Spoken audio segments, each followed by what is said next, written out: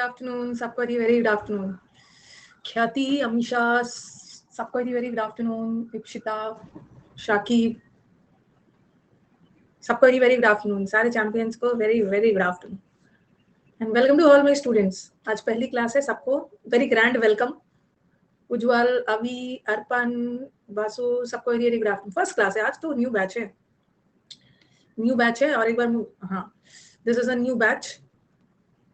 ठीक है, ये न्यू बैच आज ही से शुरू हो रहा है. और ये बैच किसका बैच है, ये जब तक आप लोग आ रहे हो ना तब तक मैं बता दूं बैच के बारे में, ताकि एक बार मैं जब पढ़ाना शुरू करूँ ना तो बीच में, हाँ आज पहली क्लास है, बीच में आप लोग का क्वेश्चंस नहीं होना चाहिए. मैं कोशिश करूंगी सारा क्वेश्चंस आपका यहीं पे बता दूं ताकि आप बीच में कुछ ना पूछो. ये फाउंडेशन बैच है. ठीक है, फाउंडेशन बैच है. और ये फाउंडेशन बैच किसका है, ये फाउंडेशन बैच ग्रामर का है. ये फाउंडेशन बैच ग्रामर का है. पहले मेरी बात को, हाँ ये 1.5 घंटे की बैच है, ताकि जब तक बच्चे जुड़ रहे हैं सारा क्वेरीज उनका क्लियर कर दो. 12:30 से 2. ठीक है, ये 12:30 से 2 हर दिन चलेगा. और ये किस किस दिन चलेगा, ये मंडे से लेकर फ्राइडे को, हफ्ते के 5 दिन ये बैचेस रहेंगे. ठीक है, और 1.5 घंटे का बैच रहेगा. ये फाउंडेशन बैच ग्रामर का है. इसमें हम लोग सारा, टाइमिंग अच्छा है, इसमें हम लोग सारा ग्रामर पोर्शन कंप्लीट करेंगे. और इस बैच में क्या करूंगी ना, आज तो मैं एकदम बेसिक पढ़ाऊंगी. मतलब पार्ट्स ऑफ स्पीच. पहले बता दूं आपको, पहले मैं आपको पार्ट्स ऑफ स्पीच पढ़ाऊंगी. ठीक है, बेसिक पार्ट्स ऑफ स्पीच मतलब कैसे पता करेंगे कि कौन सा वर्ड नाउन है, कौन सा वर्ड प्रोनाउन है, कौन सा एडजेक्टिव है, ये सब करेंगे. एक मिनट, सब बता रही हूँ इस बैच के बारे में. ये बैच में हम लोग सब पढ़ेंगे. पार्ट्स ऑफ स्पीच हो जाएगा ना, मतलब बेसिक बता दूंगी, उसके बाद मैं नया चैप्टर शुरू करूंगी. जैसे पहले कंजंक्शन पढ़ा दिया, फिर मैंने सब्जेक्ट वर्ब पढ़ा दिया, ये सब पढ़ाऊंगी. ठीक है, टॉपिक वाइज होगा. मेरी बात को ध्यान से सुनना. टेंस होगा, वर्ब होगा, सब होगा इसमें, सब होगा. ठीक है, सब होगा. और इस बैच के साथ ना मैं आपको एक बैच का लिंक प्रोवाइड करूंगी. ठीक है, ध्यान से सुनना. ये बैच में मैं पढ़ाते जाऊंगी. और ये बैच टारगेट कर रहा है किसको, 2023 प्री एग्जाम को.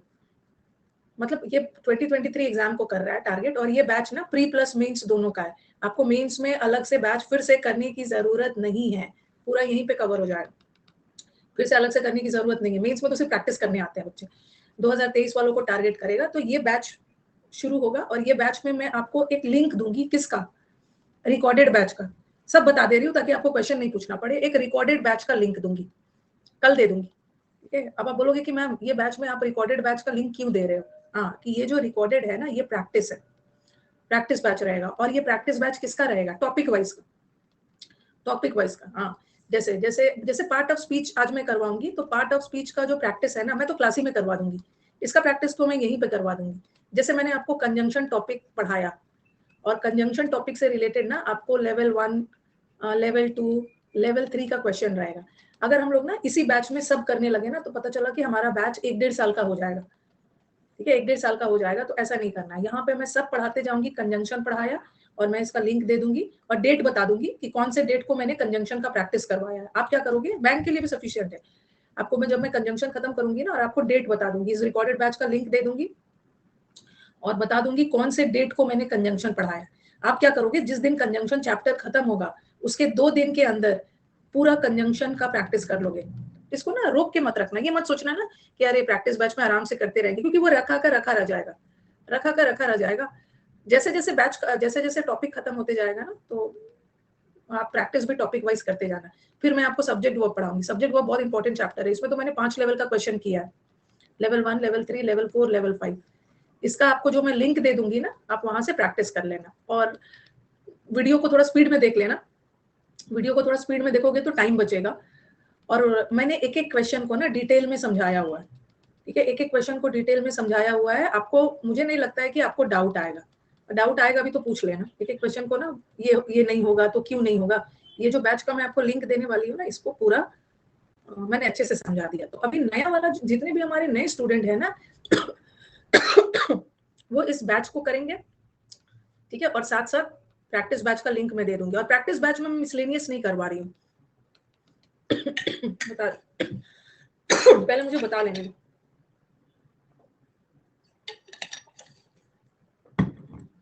प्रैक्टिस बैच शुरू में चलेगा टॉपिक वाइज. बात को सुनो पहले.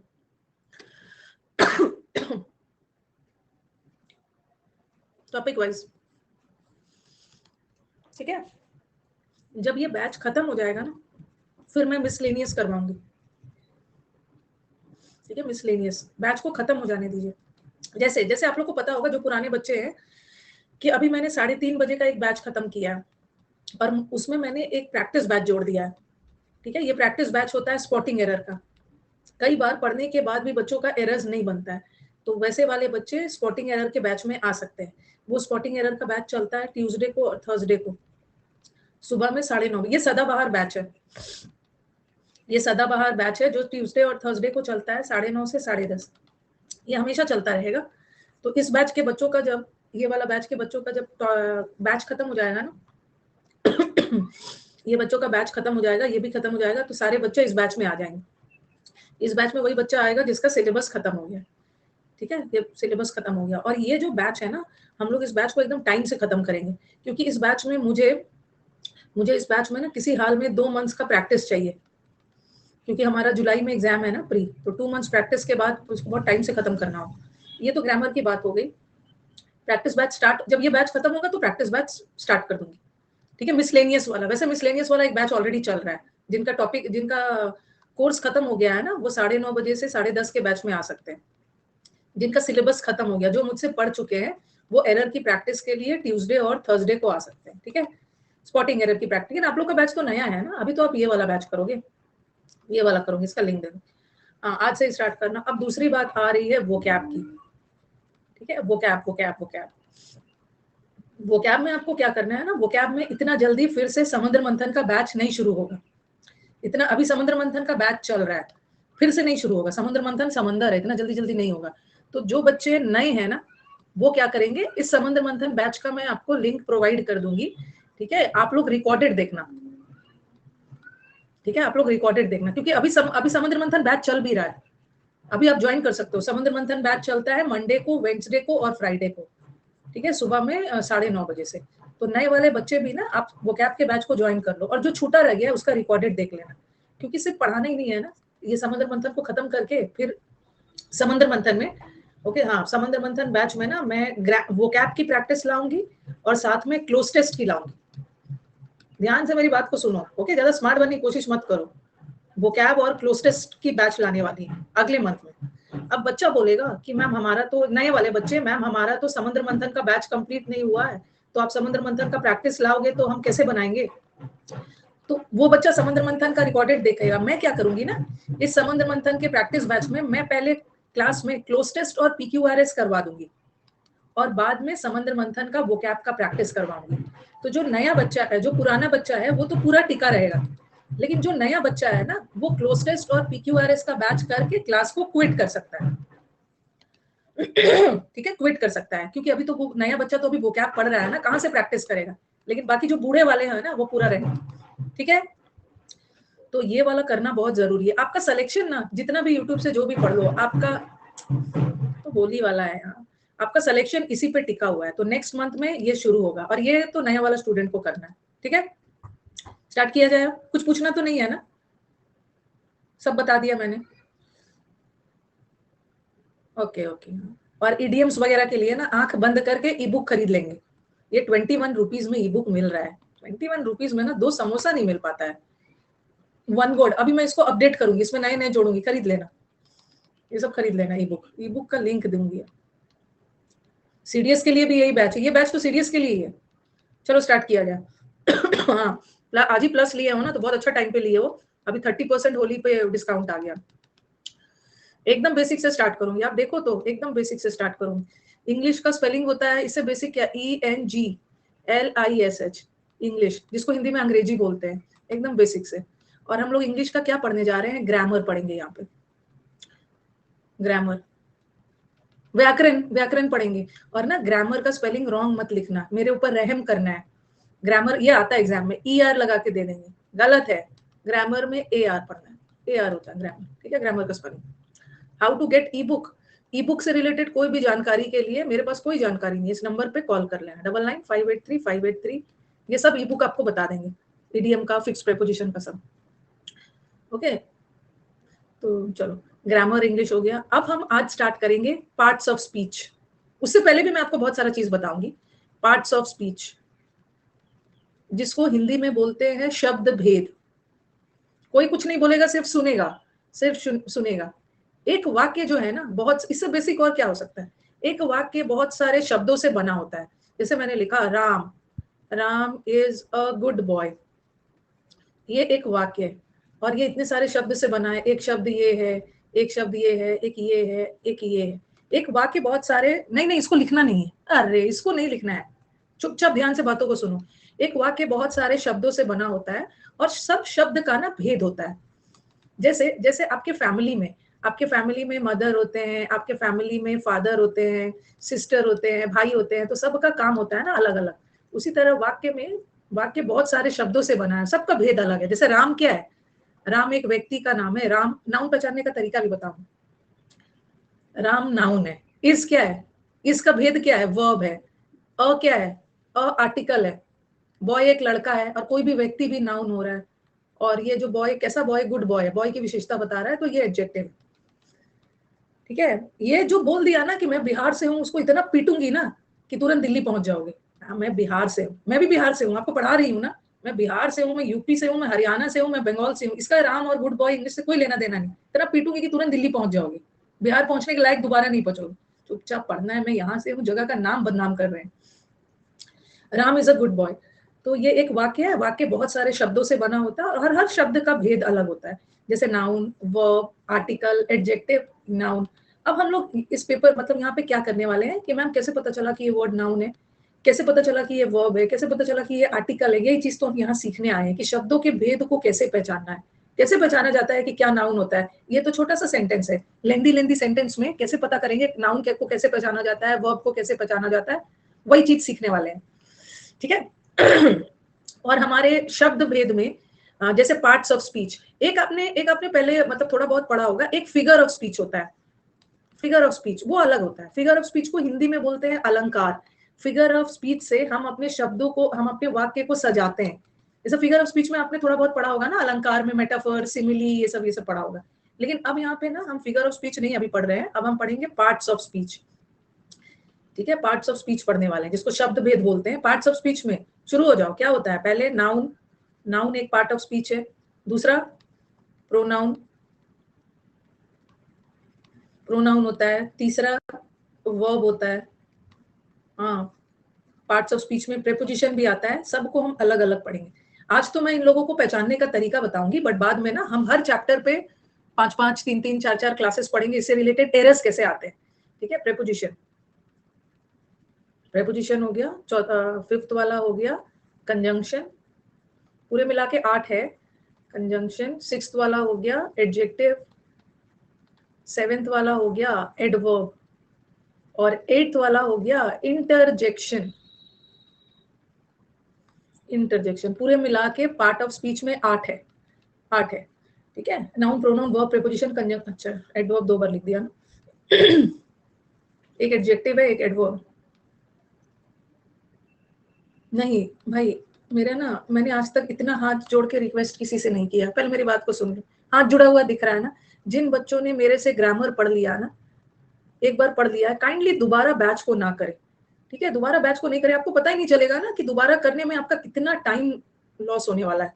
ओके, बहुत ज्यादा आपका टाइम बर्बाद होने वाला है। अगर आपको कोई टॉपिक करने का मन हो ना, एक आध दो टॉपिक फिर से करने का मन है तो कर लेना। एक आध दो टॉपिक करने का मन है ना तो कर लेना, दोबारा मत करना। ये सोच के कभी नहीं पढ़ना ना कि 2 बार पढ़ूंगा ना तो मेरा ग्रामर स्ट्रांग हो जाएगा। नहीं होता है। एक बार में जो है वो दूसरे बार में भी वही रहेगा। मत करना। क्या करना कि आप कोई टॉपिक्स करने का मन होगा तो कर लेना, बर्बाद हो जाओगे, आपका टाइम ही बर्बाद हो जाएगा पूरा।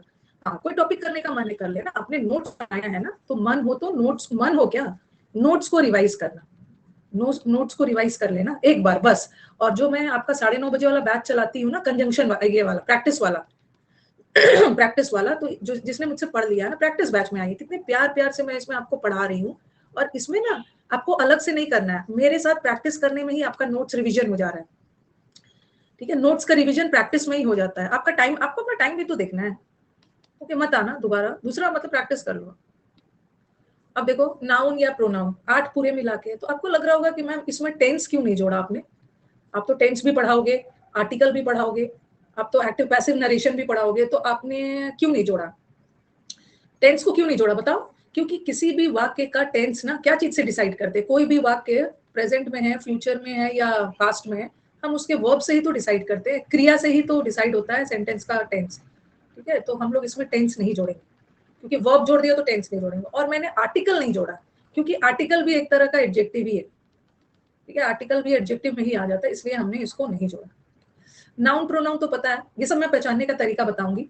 नाउन के बदले आने वाले वर्ड्स, प्रोनाउन, नाउन को कैसे पहचाना जाता है, प्रेपोजिशन क्या होता है, मैं डिटेल में बताऊंगी। थोड़ा बहुत सबको डिटेल में पढ़ेंगे, थोड़ा बहुत इंटरजेक्शन देख ले।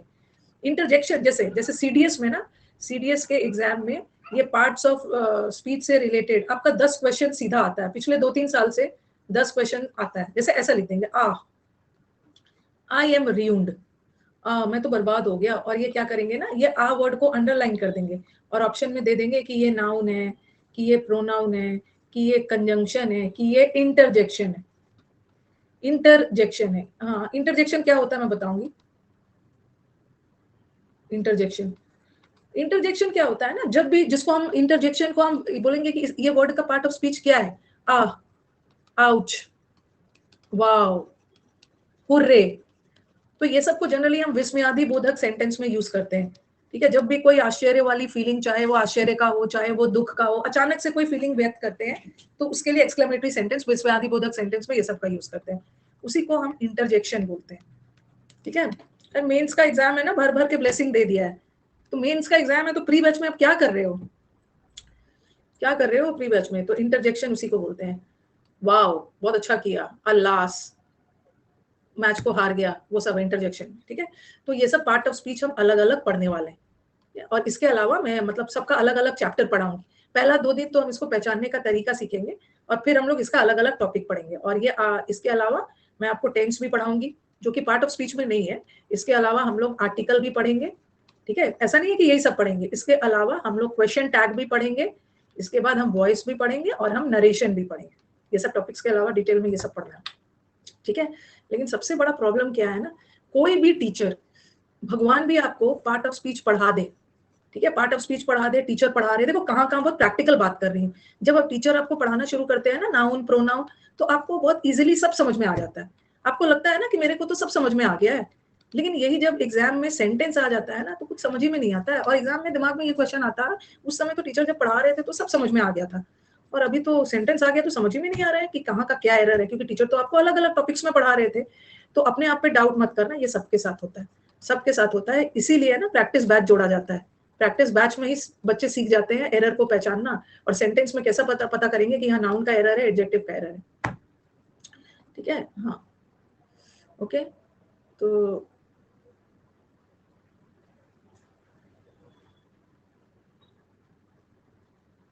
लाई दो, तो ना किसी का कुछ ना पढ़ते समय किसी का कुछ रिप्लाई नहीं मिलेगा। ओके, तो ये सब हम लोग करने वाले हैं, बता दिया क्या क्या टॉपिक करने वाले हैं। अब चलो और भी बेसिक चलते हैं, और भी बेसिक चलते हैं। कमेंट करने दो ना, जब रिप्लाई नहीं मिलेगा तो रिस्पॉन्स कोई नहीं देता है तो अपने शांत हो जाएंगे। आज हम क्या करेंगे ना, और भी बेसिक करते हैं। पार्ट ऑफ स्पीच तो मैं आपको पढ़ाऊंगी, ठीक है, उसके अलावा सबसे पहले तो हम लोग सीखेंगे ना, और भी बेसिक चलते हैं कि ये सेंटेंस क्या होता है। ठीक है, सेंटेंस क्या होता है, सेंटेंस को हिंदी में तो बोल देंगे वाक्य होता है, क्योंकि ये करने के पहले ना आपको सीखना है कि वाक्य क्या क्या चीज से बनता है। फिर हम पढ़ेंगे फ्रेज क्या होता है, और फिर क्या होता है क्लॉज। कि पढ़ाने के दौरान ना मैं ये सब वर्ड को यूज करने वाली हूँ, आपको पता होना चाहिए। ठीक है, ये सब वर्ड आपको पता होना चाहिए। जैसे फ्रेज किसको बोलते हैं, फ्रेज को हिंदी में क्या बोलते हैं, फ्रेज को हिंदी में क्या बोलते हैं, हिंदी में एनी आइडिया। फ्रेज को वाक्य थोड़ी बोलते हैं, क्लॉज तो उपवाक्य है उपवाक्य, वाक्यांश बोलते हैं। हाँ, लेकिन ये सब तो सिर्फ उन बच्चों के लिए है ना जिसको मेरे मुंह से हिंदी सुन सुन के अच्छा लगता है। अच्छा, आप सब समझ में आ गया। वाक्यांश कुछ नहीं समझ में आ गया, वाक्य, वाक्यांश और उपवाक्य, यहाँ से कुछ समझ में नहीं आता है। चलो अब मैं शुरू करती हूँ, आखिर ये सब होता क्या है, वो तो हिंदी ट्रांसलेशन कर दिया। सबसे पहले तो मैं फ्रेज बताती हूँ। Phrase, what is a phrase, what is the difference between a phrase and a clause. Phrase और क्लॉज में क्या डिफरेंस है। फ्रेज क्या होता है, फ्रेज वाक्यों के समूह को फ्रेज बोलते हैं। अ ग्रुप ऑफ वर्ड्स, बहुत सारे, दो ग्रुप ऑफ वर्ड्स में दो या दो से ज्यादा वर्ड्स के समूह को हम फ्रेज बोलते हैं। ठीक है, फ्रेज बोलते हैं। और फ्रेज का कोई मीनिंगफुल सेंस नहीं होता है। फ्रेज कोई भी ना मीनिंगफुल सेंस नहीं देता है। क्यों नहीं देता है? क्योंकि किसी भी वाक्य को मीनिंगफुल सेंस देने के लिए उसके साथ सब्जेक्ट और वर्ब का होना बहुत जरूरी है। एक वाक्य में ना सब्जेक्ट और वर्ब होना बहुत जरूरी है। जैसे मैंने लिखा, सिंपली सा लिख दिया ही रीड्स, छोटा सा लिख दिया ही रीड्स, ये करता है और ये क्रिया है। सदियों पहले कर्ता ने क्रिया से एग्रीमेंट किया था कि हम लोग साथ साथ वाक्य में रहेंगे। ही रीड्स का हिंदी है ना, वो पढ़ता है, तो ये तो मीनिंगफुल सेंस दे रहा है, ये तो मीनिंगफुल सेंस दे रहा है। लेकिन फ्रेज जो होता है ना, बता रही हूँ कि फ्रेज मीनिंगफुल सेंस, कोई पूछेगा फ्रेज क्या होता है, तो आप बोलना शब्दों के समूह को फ्रेज बोलते हैं। या तो 2 शब्द का हो सकता है, या तो 2 से ज्यादा का हो सकता है। और कोई पूछे फ्रेज मीनिंगफुल सेंस क्यों नहीं देता है, इसलिए नहीं देता है क्योंकि फ्रेज के पास सब्जेक्ट और वर्ब का कॉम्बिनेशन नहीं होता है। मीनिंगफुल सेंस देने के लिए सब्जेक्ट और वर्ब रहेगा तभी तो मीनिंगफुल सेंस देगा, बट फ्रेज के पास सब्जेक्ट वर्ब नहीं है, इसलिए ये मीनिंगफुल सेंस नहीं देता है। आपने वो पढ़ा होगा ना, जैसे आप इडियम्स एंड फ्रेजेस पढ़ते हो, idioms and phrases, idioms and phrases पढ़ते हो, या आप फ्रेजल वर्ब भी पढ़ते हो। जैसे मैंने एक इडियम लिख दिया, मैंने एक इडियम लिख दिया एट 6s and 7s। अब बहुत सारे बच्चों को इसका मतलब नहीं पता है। अगर मैं ये लिखती ना ही गोज, ये तो हमारा सेकंड स्टैंडर्ड का बच्चा भी बता देगा, सेकंड स्टैंडर्ड का बच्चा भी बता देगा ही गोज मतलब वह जाता है। इसका मीनिंगफुल सेंस निकल रहा है क्योंकि इसके पास सब्जेक्ट है और वर्ब है। बट ये जो इडियम्स एंड फ्रेजेस होते हैं ना, इसका मीनिंग हमें रटना होता है। ठीक है, एट 6s and 7s का मतलब होता है कंफ्यूजन में होना, अस्त व्यस्त होना। तो जब तक इसका मीनिंग आपको नहीं पता हो ना, तो कोई बच्चा नहीं बता पाएगा। एट 6s and 7s तो आपको क्या लगेगा, अरे क्या है एट 6s and 7s, इसमें तो ना मेरे को कोई सब्जेक्ट दिख रहा है, ना कर्ता दिख रहा है, ना क्रिया दिख रहा है। इसी तरह इसीलिए फ्रेज का मीनिंगफुल सेंस नहीं देता है। फ्रेज सिर्फ शब्दों का समूह है, 1 word, 2 word, 3 word, 4 word, 4 word से बना है ये फ्रेज है। इसका अपना कोई मीनिंगफुल सेंस नहीं है। क्यों? क्योंकि इसके पास सब्जेक्ट वर्ब नहीं है। इडियम्स एंड फ्रेजेस का मीनिंग रटना होता है, बट ये सब का रटना थोड़ी है, यहाँ तो सब्जेक्ट वर्ब है, आराम से कर लो। ठीक है, तो फ्रेजेस क्या होता है? फ्रेज शब्दों का समूह होता है। अगर मैं बोल दूंगी ना एट माई हाउस, ये लिख दिया, 1 2 3, 3 वर्ड से बना ये फ्रेज है। किसी को जाके बोलोगे मेरे घर पे, तो वो गुस्सा हो जाएगा, अरे आगे पीछे कुछ बोलो, क्या मेरे घर पे, क्या क्या क्या, मतलब कुछ अधूरा लग रहा है ना, क्यों अधूरा लग रहा है? ये तो फ्रेज है, और फ्रेज तो शब्दों का समूह है, फ्रेज का अपना मीनिंग नहीं होता है क्योंकि फ्रेज के पास सब्जेक्ट वर्ब नहीं है। इसको पूरा करने के लिए ना ही विल, एक सब्जेक्ट वर्ब चाहिए, ही विल कम या ही विल अराइव लिख दो, एट माई हाउस, मेरे घर पहुंचेगा। तो इसको पूरा करने के लिए हमें इसमें एक सब्जेक्ट जोड़ना पड़ा और एक वर्ब जोड़ना पड़ा, तब जाके इसका मीनिंग क्लियर हुआ। अदरवाइज फ्रेज का अपना मीनिंग नहीं है। तो फ्रेज शब्दों का समूह होता है, इसके पास मीनिंगफुल सेंस नहीं है। क्यों? क्योंकि इसके पास सब्जेक्ट वर्ब नहीं है। ओके, अब आ जाओ क्लॉज में। क्लॉज, क्योंकि अभी मैंने बताया ना कि मीनिंगफुल सेंस देने के लिए सब्जेक्ट और वर्ब का कॉम्बिनेशन चाहिए, बट फ्रेज के पास नहीं होता है। लेकिन ये जो क्लॉज है ना, फ्रेज तो मीनिंगफुल सेंस देता ही नहीं है, बिल्कुल नहीं देता है। लेकिन ये क्लॉज है, ये कभी कभी ये इसके पास सब्जेक्ट वर्ब का कॉम्बिनेशन होता है, इसके पास सब्जेक्ट और वर्ब का कॉम्बिनेशन होता है। तो अब आपके दिमाग में आएगा कि जब सब्जेक्ट वर्ब का कॉम्बिनेशन होता होगा, ठीक है, सब्जेक्ट वर्ब का कॉम्बिनेशन होता होगा तो ये जरूर मीनिंगफुल सेंस देता होगा।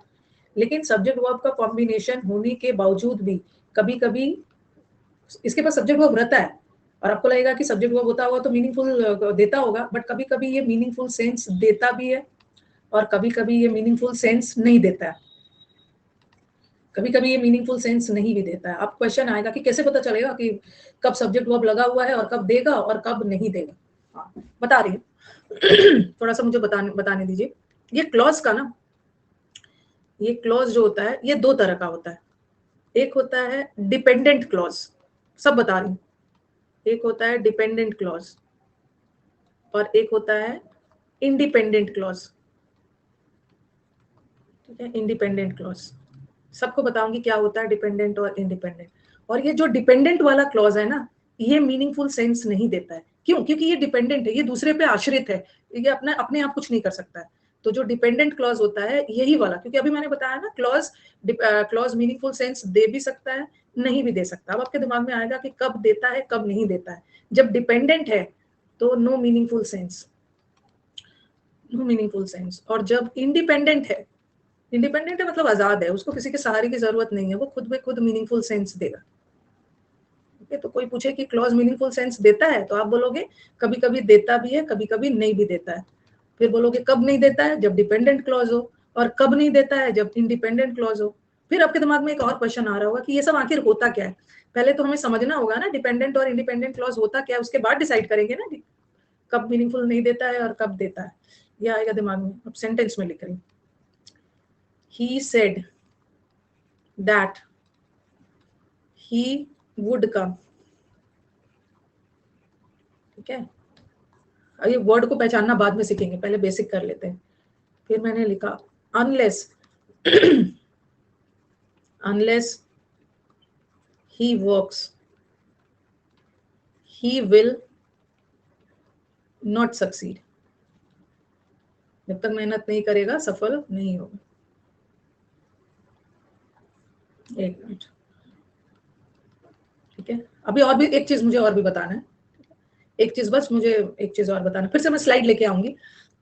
जैसे मैंने लिखा he will meet you at office। एक मिनट, ये पूरा एक क्या है, सेंटेंस किसको बोलते हैं? Sentence starts with a capital letter and ends with a full stop. Sentence capital letter से स्टार्ट होता है, फुल स्टॉप पे खत्म होता है। तो ये जो पूरा है ना, फुल स्टॉप तक, यहां से यहां तक लेकर ये क्या है, एक वाक्य है। एक वाक्य है और वाक्य का ही हिस्सा होता है, ये वाक्य का ही एक अंश को हम फ्रेज बोलते हैं। ये वाक्य किससे बना होता है? ये वाक्य बना होता है फ्रेज से और क्लॉज से। अब देखो, ये है आइडेंटिटी, ये है सब्जेक्ट और ये है वर्ब। इसको वाक्य नहीं बोलोगे क्योंकि ये इतना दूर तक वाक्य नहीं है, ये यहां से लेकर यहां तक वाक्य है। ये सब्जेक्ट और वर्ब है, तो ये क्या है, ये क्लॉज है, क्लॉज। अगर मैंने लिखा एट ऑफिस, ये एट ऑफिस क्या है, ये दो वर्ड का बना हुआ है ना, दो या दो वर्ड से बना है, इसका मतलब है ये फ्रेज है। तो एक वाक्य क्या से बना होता है? एक वाक्य का ही छोटा छोटा हिस्सा होता है। एक वाक्य क्लॉज और फ्रेज से बना होता है। ठीक है, क्लॉज और फ्रेज मिलकर ही पूरा एक वाक्य को बनाता है। ठीक है, तो कभी कभी सेंटेंस में ना दो फ्रेज भी हो सकता है, दो क्लॉज भी हो सकता है। एक मिनट, मैं एक सेंटेंस लिख के बताती हूँ। जैसे I will meet you at office और एट होम। ये जो और है ना, ये आगे मैं आपको बताऊंगी। और कंजंक्शन है। कंजंक्शन का मतलब होता है जोड़ना, और कंजंक्शन का काम होता है दो चीज को जोड़ना। तो इस वाक्य में कंजंक्शन किसको जोड़ रहा है? मेरे को किसी से नहीं जोड़ रहा है, ये जोड़ रहा है या तो मैं तुम्हें ऑफिस में मिलूंगा या तो तुम्हें घर पे मिलूंगा। तो यहाँ पे ना दो फ्रेज है। ऐसा ऐसा नहीं है कि सेंटेंस में एक ही फ्रेज है, कभी कभी सेंटेंस में दो फ्रेज भी होता है। देखो यहाँ पे सेंटेंस में दो फ्रेज भी आ गया, और इन दोनों को जोड़ेगा कंजंक्शन। डिटेल में पढ़ेंगे जब कंजंक्शन करेंगे। दो फ्रेज भी हो सकता है, कभी कभी सेंटेंस में दो क्लॉज भी हो सकता है। यहाँ पे तो एक ही क्लॉज है ना, यहाँ पे सब्जेक्ट वर्ब तो एक ही क्लॉज है। एक सेंटेंस ना दो क्लॉज, दो फ्रेज, तीन फ्रेज जैसे भी बन सकता है। अब मैंने लिखा he said that he would come. अब देख रहे हो इस सेंटेंस में दो फ्रेज आ गया। ये देखो, एक बार सब्जेक्ट फिर एक बार वर्ब, फिर एक बार सब्जेक्ट फिर एक बार वर्ब। तो ये सब्जेक्ट वर्ब मिलकर ये सेंटेंस नहीं है, सेंटेंस तो यहाँ से यहाँ तक। ये एक क्लॉज है और यहाँ पे एक क्लॉज है, और वाक्य में दो क्लॉज आ गया, तो दोनों को जोड़ने के लिए कुछ चाहिए ना, तो यहाँ कंजंक्शन। और इस वाक्य में दो क्लॉज था, बट इस वाक्य में क्लॉज तो एक ही था, फ्रेज दो था। तो वाक्य में दो फ्रेज भी आ सकता है, दो क्लॉज भी आ सकता है। ठीक है, और जब दो दो आएगा तो उसको जोड़ने के लिए कुछ चाहिए ना, जोड़ने का काम कंजंक्शन करता है। डिटेल में करेंगे।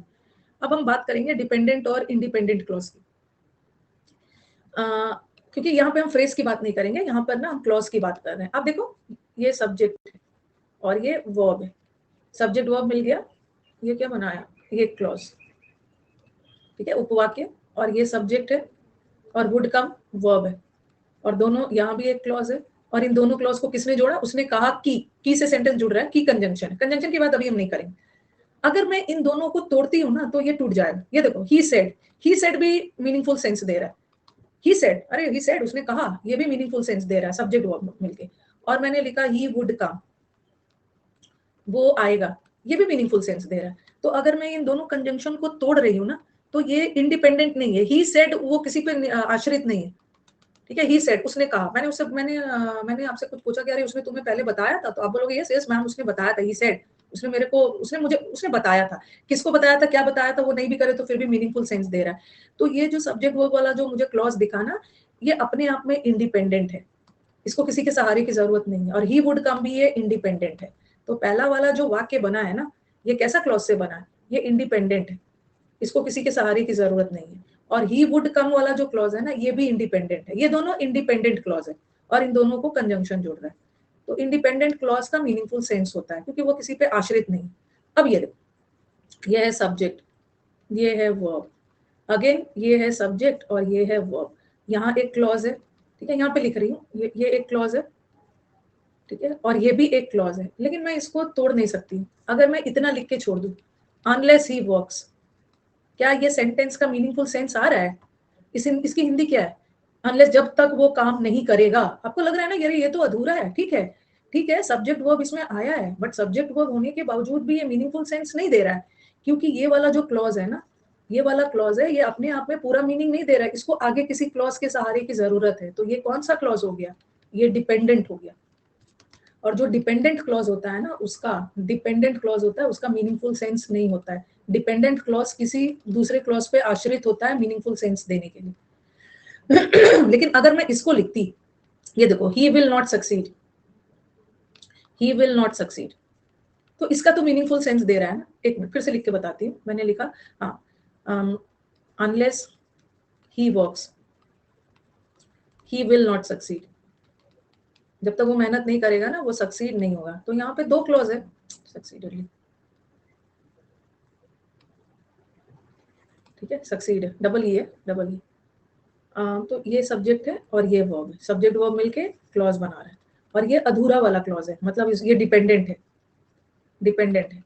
और अगर मैं इसको अलग से लिखती, ही विल नॉट सक्सीड, वो सक्सीड नहीं होगा, अलग से तोड़ के लिखती, तो इसका तो मीनिंगफुल सेंस है, ठीक है, इसका तो मीनिंगफुल सेंस है। तो ये कैसा वाला क्लॉज है? ये इंडिपेंडेंट है, ये इंडिपेंडेंट है, इसको किसी के सहारे की जरूरत नहीं है, और ये डिपेंडेंट है। और ये डिपेंडेंट है तो आप बोलोगे कि मैम सब्जेक्ट वर्ब आता है तो मीनिंगफुल सेंस तो देता है, तो यहाँ तो सब्जेक्ट वर्ब आ रहा है फिर भी मीनिंगफुल सेंस नहीं दे रहा है, क्योंकि डिपेंडेंट वाला ना नो मीनिंगफुल सेंस देता है और इंडिपेंडेंट वाला मीनिंगफुल सेंस देता है। तो कभी कभी हमारे वाक्य में दो इंडिपेंडेंट क्लॉज भी हो सकता है। देखो, दो इंडिपेंडेंट वाला ये बताया है ना, देखो, दो इंडिपेंडेंट भी हो सकता है, दोनों इंडिपेंडेंट था ना। और कभी कभी वाक्य में एक डिपेंडेंट और एक इंडिपेंडेंट भी हो सकता है, लेकिन दो डिपेंडेंट नहीं हो सकता है। अगर दोनों क्लॉज डिपेंडेंट ही रह गया तब मीनिंगफुल सेंस कहां से बनेगा? एक डिपेंडेंट एक इंडिपेंडेंट आ सकता है, या दो इंडिपेंडेंट आ सकता है, और इन दोनों को ये जोड़ रहा है, इसको हम लोग बाद में डिस्कस करेंगे। दोनों को जोड़ रहा है, ये कंजंक्शन है, अभी इसकी जरूरत नहीं, ठीक है। तो कभी कभी ना सब्जेक्ट और वर्ब होने के बावजूद भी, सब्जेक्ट वर्ब वाला क्लॉज होने के बावजूद भी मीनिंगफुल सेंस नहीं आता है, बशर्ते कि वो डिपेंडेंट इंडिपेंडेंट वाला देता, ठीक है। Is it clear? मुझे बताओगे कि ये फ्रेज और क्लॉज में डिफरेंस क्लियर हो रहा है? इसको करना बहुत जरूरी है क्योंकि आगे कंजंक्शन चैप्टर भी इसी पे बेस्ड है। हाँ, तो ये याद रखना है कि आप कोई पूछे तो बता देना। What is a phrase? Phrase शब्दों का समूह है, इसका तो मीनिंगफुल सेंस किसी हाल में नहीं होगा क्योंकि इसके पास सब्जेक्ट वर्ब नहीं है। और क्लॉज क्या है? क्लॉज के पास सब्जेक्ट वर्ब है, बट कभी कभी मीनिंगफुल सेंस देता है, कब? जब इंडिपेंडेंट है। कभी कभी नो मीनिंगफुल सेंस देता है जब डिपेंडेंट, ठीक है। क्लॉज हो गया, और एक पूरा सेंटेंस ना इन सबसे बना होता है। और सेंटेंस तो आपका क्लियर हो ही गया, ये बहुत बेसिक था, इससे बेसिक एबीसीडी होता है, आपको तो एबीसीडी पता है, ठीक है। इससे बेसिक जाओगे ना तो एबीसीडी पढ़ने लगो, ये आपको पता है। अभी मैं नाउन प्रोनाउन भी पहचानना आपको बताऊंगी, लेकिन सबसे पहले ये समझ लेना है। चलिए, फ्रेज में सब्जेक्ट वर्ब नहीं होता, इसीलिए तो फ्रेज किसी हाल में आपको मीनिंगफुल सेंस नहीं देता है ना। अब मेरे को आपको बताना है सबसे बड़ा कंफ्यूजन, ये सब्जेक्ट और ऑब्जेक्ट में, सब्जेक्ट और ऑब्जेक्ट में सब्जेक्ट इज कर्ता, ठीक है, और ऑब्जेक्ट इज द कर्म, और बीच में क्रिया रहता है, इसमें सब्जेक्ट वर्ब नहीं होता है। दिस इज द कर्ता एंड दिस इज द कर्म। और ये जो वर्ब है ना, वर्ब, ये वर्ब ने तालमेल किससे किया है? ये क्रिया ने सदियों पहले एग्रीमेंट किससे किया है?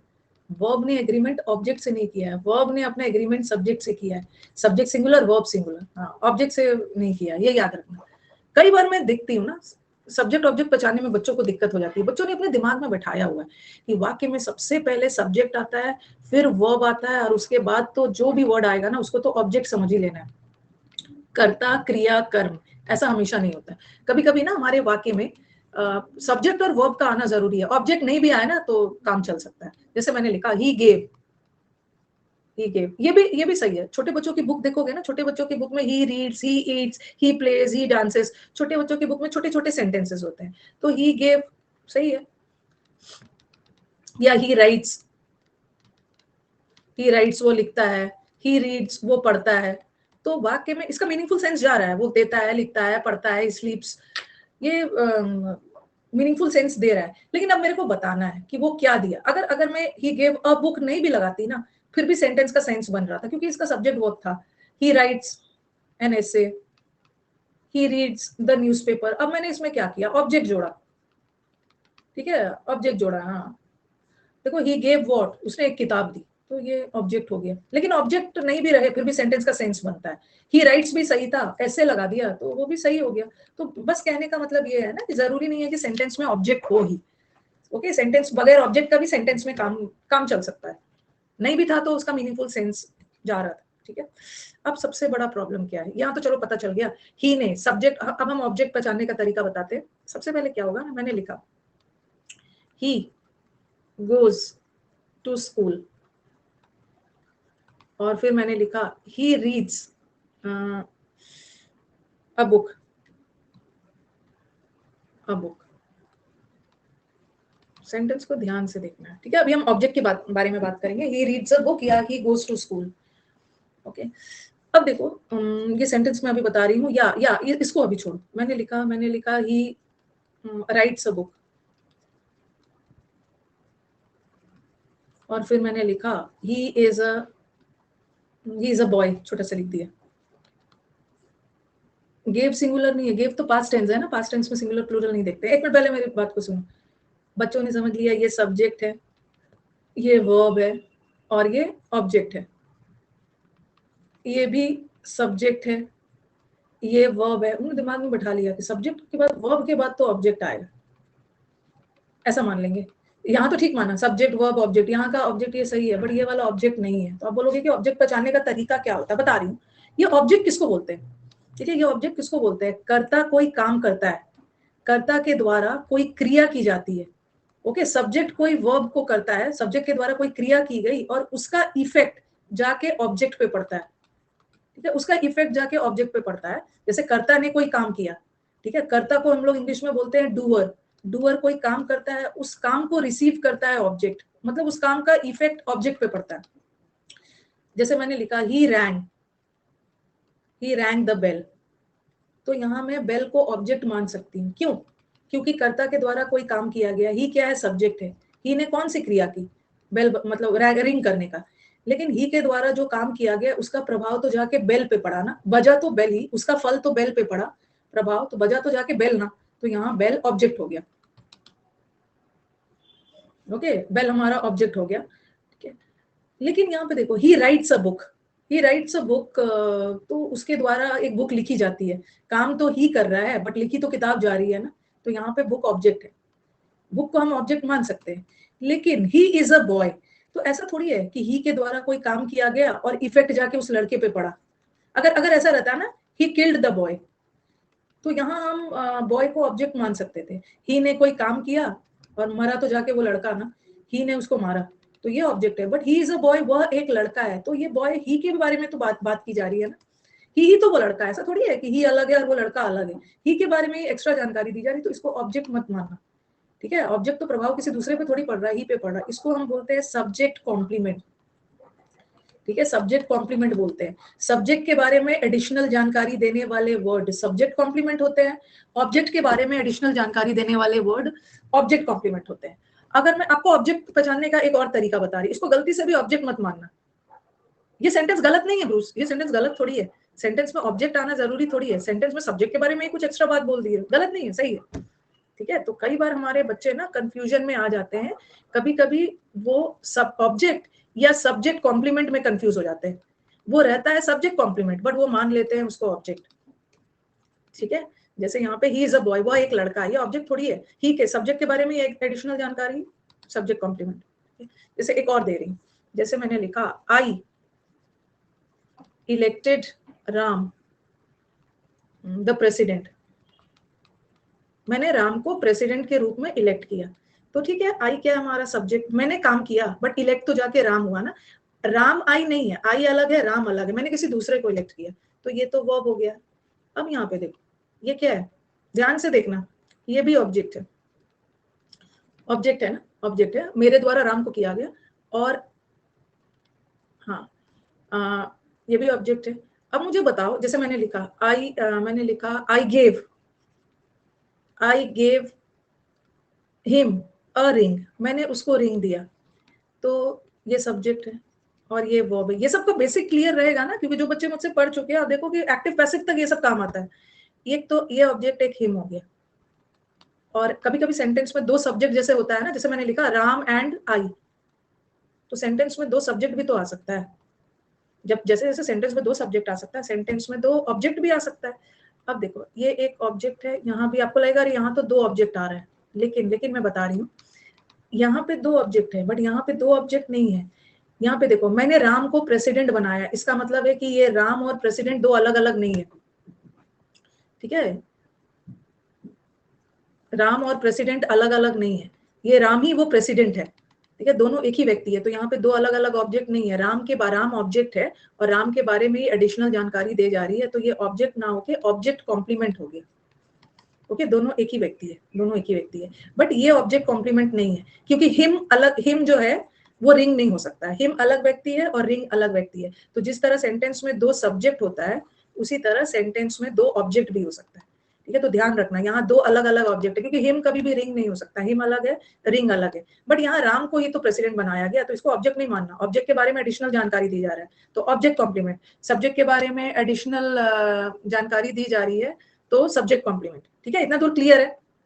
अभी और भी बता रही हूँ। तो कभी कभी सेंटेंस में जैसे दो सब्जेक्ट आता है ना, सेंटेंस में दो अलग अलग ऑब्जेक्ट भी आ जाता है, और कभी कभी दो ऑब्जेक्ट आता है तो हम उसको दोनों को ऑब्जेक्ट मान लेते हैं, जबकि जो सेकंड वाला होता है ना, वो ऑब्जेक्ट ना होकर ऑब्जेक्ट कॉम्प्लीमेंट होता है, ठीक है, ऑब्जेक्ट कॉम्प्लीमेंट होता है। चलो ये भी हो गया। अब एक चीज याद रखना कि जो ऑब्जेक्ट होते हैं ना, वो भी दो तरीके का होता है।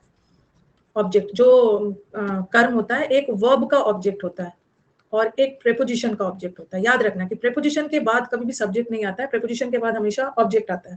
जैसे ये देखो, मैंने लिखा he gave a book to her। Ultimately ही के द्वारा काम किया गया, बट गया तो वो बुक हर के पास ना, तो हर भी ऑब्जेक्ट है, और बुक भी तो ही ने क्या दिया, बुक ही दिया ना, बुक गया उसके पास, ये भी ऑब्जेक्ट है, दोनों ऑब्जेक्ट है। और ही तो सेंटेंस का सब्जेक्ट है, ये सब्जेक्ट है और ये वर्ब। अब दो तरह का ऑब्जेक्ट आ रहा है, तो दो तरह का ऑब्जेक्ट होता है, ये वर्ब है, और वर्ब के तुरंत बाद जो ऑब्जेक्ट आया ना, वो वर्ब का ऑब्जेक्ट होता है। बट यहाँ तो टू प्रेपोजिशन है, प्रेपोजिशन के बाद जो ऑब्जेक्ट आ रहा है वो किसका ऑब्जेक्ट है, प्रेपोजिशन का ऑब्जेक्ट। तो कभी कभी हमारे सेंटेंस में दो तरह का ऑब्जेक्ट आ सकता है, एक ऑब्जेक्ट वर्ब का भी हो सकता है, एक प्रेपोजिशन का भी हो सकता है, ओके। बट कभी कभी ना ऐसा भी हो सकता है, मैंने लिखा he gave me a book, और फिर मैंने, हाँ देखो यहाँ पे देखो, यहाँ मी अलग है और बुक अलग है, तो गलती से भी ना इसको ऑब्जेक्ट कॉम्प्लीमेंट मत मानना, ठीक है, दोनों अलग अलग व्यक्ति है। तो मेरे पास आया, ही ने कोई काम किया, कुछ आया मेरे पास ना, क्या आया, बुक आया, तो ये भी ऑब्जेक्ट है और ये भी ऑब्जेक्ट, यहाँ दोनों ऑब्जेक्ट है, ओके, दोनों ऑब्जेक्ट है। अब मुझे बताओ कि ये दोनों ऑब्जेक्ट किसका है, किसका है, ये दोनों कोई प्रेपोजिशन नहीं है, ये दोनों ऑब्जेक्ट वर्ब का है, ठीक है, वर्ब का ऑब्जेक्ट है, वर्ब के बाद आया है ना, दोनों ऑब्जेक्ट वर्ब का है, इसमें तो कोई प्रेपोजिशन है ही, ये कोई प्रेपोजिशन नहीं है। बट यहाँ देखो दो ऑब्जेक्ट था, एक वर्ब के बाद जो आया है वर्ब का ऑब्जेक्ट, प्रेपोजिशन के बाद जो आया है वो प्रेपोजिशन का ऑब्जेक्ट। ये मैं आपको एक्टिव पैसिव में बताऊंगी। आप बोलोगे कि मैम दोनों ऑब्जेक्ट में ना जो वर्ब से एकदम सटे हुए हैं उसको हम बोलते हैं इनडायरेक्ट ऑब्जेक्ट, एक्टिव पैसिव में पढ़ाऊंगी, और जो वर्ब से दूर है उसको हम बोलते हैं डायरेक्ट ऑब्जेक्ट। वर्ब के सटे हुए इज इनडायरेक्ट और दिस इज डायरेक्ट। तो दो तरह का ऑब्जेक्ट होता है, एक वर्ब का ऑब्जेक्ट होता है, एक प्रेपोजिशन का ऑब्जेक्ट होता है। तो कभी कभी सेंटेंस में दोनों ऑब्जेक्ट वर्ब का हो सकता है, कभी कभी सेंटेंस में एक ऑब्जेक्ट वर्ब का आ जाए और एक प्रेपोजिशन का आ जाए, और कभी कभी तो वर्ब का ना होके प्रेपोजिशन का ही ऑब्जेक्ट आ गया। जैसे मैंने लिखा the book is on the table, book table पर है, तो ये देखो बुक तो सब्जेक्ट हो गया और ये वर्ब हो गया। अब ये ऑन प्रेपोजिशन है, तो ये प्रेपोजिशन के बाद जो आता है वो सब्जेक्ट नहीं होता है ना, ऑब्जेक्ट होता है, ऑब्जेक्ट है। तो यहाँ पे प्रेपोजिशन का ऑब्जेक्ट है, वर्ब का ऑब्जेक्ट नहीं है। यहाँ पे क्या था ना, दोनों ऑब्जेक्ट वर्ब का था, और यहाँ पे एक ऑब्जेक्ट कहाँ था, एक ऑब्जेक्ट था ना कहीं पे करवाया था, वर्ब का था और एक ऑब्जेक्ट प्रेपोजिशन का था, ठीक है। और जब दो ऑब्जेक्ट आ गया ना और दोनों वर्ब का हो तो वर्ब के नजदीक वाला इनडायरेक्ट और वर्ब के बाद है वो डायरेक्ट। ठीक है। अभी और भी बहुत ऑब्जेक्ट पहचानने का बहुत सारा तरीका है। ठीक है। टेट का पेपर देना है, सबके लिए ये बैच है। टेट, जेट, पेट, रीच सबके लिए ये भी हो गया। जब दो वर्ब हो, जब सेंटेंस में दो ऑब्जेक्ट आ जाता है ना, इसको मैं एक्टिव पैसिव में पढ़ाऊंगी। इसको डाई ट्रांजिटिव वर्ब बोलते हैं। ड्राई ट्रांजिटिव, दो वर्ब। ठीक है। हाँ, हो गया। ये सबके लिए, सबके लिए ये हो गया। तो ये तो क्लियर हो गया ना।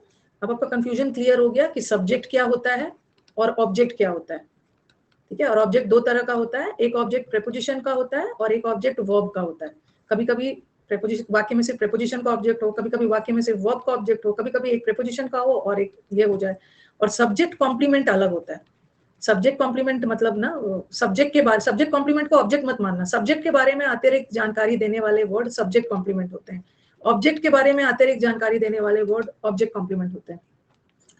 ठीक है। तो कंफ्यूजन में नहीं रहना। अभी मैं आपको तरीका बताती हूँ। जैसे जैसे एक्टिव पैसिव का अगर थोड़ा सा, और एक चीज और है, बच्चों के दिमाग में बैठा हुआ है ना कि मैम जब भी सेंटेंस स्टार्ट होता है ना हमेशा सब्जेक्ट से स्टार्ट होता है, उसके बाद वर्ब आता है, उसके बाद वर्ब आता है। लेकिन कभी कभी ऐसा भी होता है ना कि हमारा सेंटेंस ऑब्जेक्ट से भी स्टार्ट हो सकता है। जैसे मैंने लिखा at the time of the meeting the members, अरे वो नहीं बोल रही, the members were present. Meeting के समय ना सारे मेंबर्स प्रेजेंट थे, वर प्रेजेंट। अब बच्चा ना इसी को सब्जेक्ट वगैरह मान लेगा, नहीं। ये एट क्या है? प्रेपोजिशन है। प्रेपोजिशन, और प्रेपोजिशन के बाद कभी भी सब्जेक्ट आ ही नहीं सकता है। ठीक है। प्रेपोजिशन के बाद जितना भी आया है ना वो उसका ऑब्जेक्ट। ये पूरा यहाँ से लेकर यहाँ तक ऑब्जेक्ट है। हमारे सेंटेंस का ये जो वर्ब है, सब्जेक्ट पहचानने के लिए आप उसके वर्ब को देखो। ये वर्ब है। कौन प्रेजेंट थे? मीटिंग और वो सब प्रेजेंट नहीं थे। मीटिंग प्रेजेंट तो मेंबर्स थे ना, तो वर्ब ने अपना एग्रीमेंट सब्जेक्ट से किया है। ये जो वर्ब लगा है ना, ये इसके लिए थोड़ी लगा है कि आप इसको सब्जेक्ट मान लोगे, मेंबर्स के लिए। तो कभी कभी सेंटेंस ऐसा होता है कि ऑब्जेक्ट से ही स्टार्ट हो जाता है। अगर मैं ऐसा लिखती ना तो आपको कंफ्यूजन नहीं होता। The members were present at the meeting. Present क्या है मैं सब बताऊंगी, अभी मेरे को कंफ्यूज मत करो। और स्मार्ट नहीं बनना है। प्रेजेंट नाउन वर्ब कुछ भी हो सकता है। तो यहाँ पे मेंबर्स हमारे सेंटेंस का सब्जेक्ट है और ये वर्ब है, और एट प्रेपोजिशन है, प्रेपोजिशन के बाद ऑब्जेक्ट। तो कभी कभी ऑब्जेक्ट से भी सेंटेंस शुरू कर देते हैं, लेकिन आप उसको गलती से भी ना सब्जेक्ट नहीं मानना। ठीक है। सब्जेक्ट नहीं मानना, ये भी एक चीज है। बहुत सारी चीजों को इंग्लिश में सेंटेंस के अकॉर्डिंग डिसाइड करना होता है ना। जैसे ऐसे मुझे पूछोगे ना तो दिक्कत है। जैसे मैंने बोला ही वॉज प्रेजेंट। अभी आपका बैच धीरे धीरे किस लेवल तक जाएगा आप देखना। और ही प्रेजेंटेड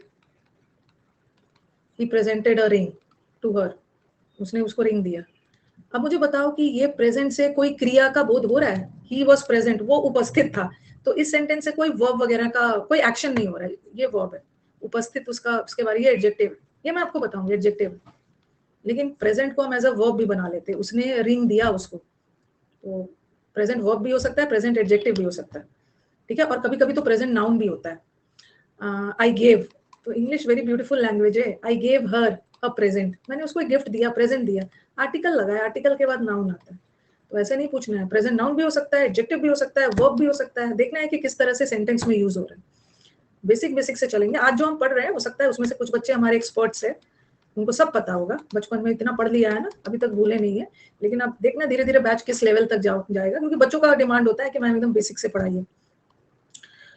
और चलो, अभी हमने बहुत ज्यादा डिटेल में बात किया सब्जेक्ट के बारे में, ऑब्जेक्ट के बारे में, सब्जेक्ट कॉम्प्लीमेंट, ऑब्जेक्ट कॉम्प्लीमेंट, ये सब के बारे में बात कर लिया। और subject object noun, sorry, verb का भी ऑब्जेक्ट होता है, प्रेपोजिशन का भी होता है।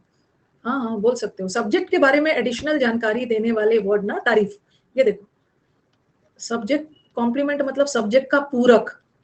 तो सब्जेक्ट को पूरा करते हैं उसकी विशेषता बता के भी। जैसे मैंने लिखा ही इज ऑनेस्ट, और फिर मैंने लिखा he is a boy, he is a boy. अब देखो, ये ऑनेस्ट है, इसको ऑब्जेक्ट नहीं मान रहे।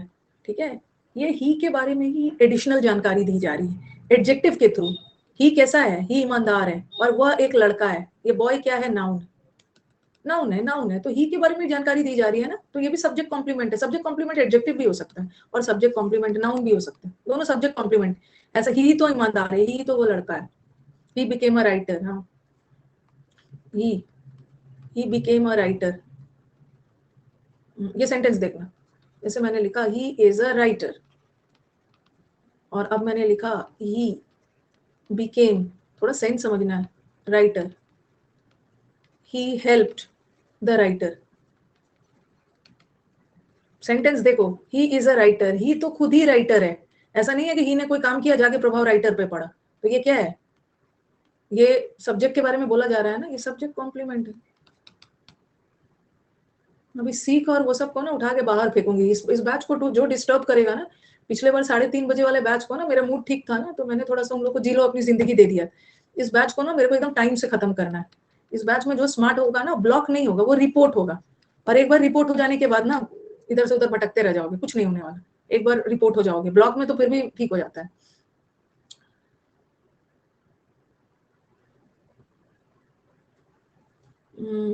उसको तालिबान नहीं फेंकूंगी, उसको मुखर्जी नगर के गटर में डाल दूंगी, निकल ही नहीं पाएगा, निकलेगा भी तो कोई नहीं पहचान पाए। तालिबान क्यों फेंकूं? ही बिकेम अ राइटर, क्या ये राइटर अलग व्यक्ति है? आज मैं ऑफिस से ले रही हूँ। जब मैं 3:30 बजे लेती थी तो घर से लेती थी ना, अपने स्टडी रूम से लेती थी, आज ऑफिस से ले रही हूँ। ही वो राइटर बन गया। अरे ही तो खुद वो राइटर है, तो ये सब्जेक्ट कॉम्प्लीमेंट है। सब्जेक्ट कॉम्प्लीमेंट, ही के बारे में राइटर है, राइटर बन गया। ही हेल्प द राइटर, ही ने राइटर की हेल्प की, इसका मतलब है ही अलग व्यक्ति है और जिसकी हेल्प की राइटर अलग व्यक्ति है, तो ऑब्जेक्ट है, ऑब्जेक्ट। और दूसरा दूसरा एक चीज देखो, एक्टिव पैसिव अगर जिसको नॉलेज है तो वो थोड़ा सा ना सेंटेंस का पैसिव बना के देखेंगे ना। जिस वाक्य का पैसिव बन गया इसका मतलब है वो ऑब्जेक्ट है। क्या इसका पैसिव बन रहा है? He is a writer. नहीं बन रहा है ना, हाँ, इसका पैसिव नहीं बन रहा है, वो एक राइटर है। इसका पैसिव बना के देख रहे, राइटर इज ही। अरे क्यों नहीं बन रहा है? क्योंकि पैसिव तब कम होता है ना जब सेंटेंस में कोई काम और करता है और उसका प्रभाव डूअर से रिसीवर तक जाता है, तभी पैसिव बनता है। इसका नहीं बन पा रहा है, इसका मतलब है कि ऑब्जेक्ट है नहीं। ऑब्जेक्ट होता तो पैसिव बन जाता। He became a writer is became by him, ये भी नहीं बन रहा, इसका भी नहीं बन रहा। इसका मतलब ये ऑब्जेक्ट नहीं है, बट इसका बन रहा है क्योंकि एक्शन पास ओवर हो रहा है। ठीक है, एक्शन पास ओवर हो रहा है, मतलब ही के द्वारा कोई काम कर रहा है और मदद तो मिल रहा है राइटर को, तो इसका बन जा रहा है ना, the writer was helped, the writer was help by him, और जिसका पैसिव बन जा रहा है इसका मतलब है कि ये ऑब्जेक्ट। ठीक है, ये ऑब्जेक्ट है। तो होपफुली आपको subject subject complement, object, object complement, subject, ये सब क्लियर हो गया। ये सब बहुत हेल्प होने वाला है। कंजंक्शन चैप्टर जब पढ़ेंगे और टेंस पढ़ेंगे, मैं ऐसा ऐसा यूज करूंगी। देखो ये क्लॉज है, इंडिपेंडेंट, डिपेंडेंट, तो एक्शन पास ओवर होगा। एक्शन होगा नहीं श्याम, एक्शन पास ओवर होगा डूअर से रिसीवर तक, सब्जेक्ट से लेकर, जैसे ही रन्स। अब बोलोगे मैम दौड़ने में तो एक्शन हो रहा है, अरे ही खुद दौड़ रहा है, ऐसा थोड़ी है ही के द्वारा दौड़ के कहीं किसी और पे इफेक्ट पड़ रहा है। एक्शन पास ओवर हो रहा है। चलो ये तो हमने कर लिया। अब हम चलते हैं नाउन और प्रोनाउन की तरफ। डाई ट्रांजिटिव वर्ब में क्या कंफ्यूजन हो रहा है? शायद क्या कंफ्यूजन हो रहा है, चलिए बताइए। डाई का मतलब है दो वर्ब आ गया है। क्या कंफ्यूजन हो रहा है जरा बताना, कंफ्यूजन बताओ। कि डाई ट्रांजिटिव वर्ब में ना दो ऑब्जेक्ट होता है और दोनों वर्ब का होता है। कॉल पर लो, यही काम बच गया है, कॉल पर ले लेके टाइम पास करना।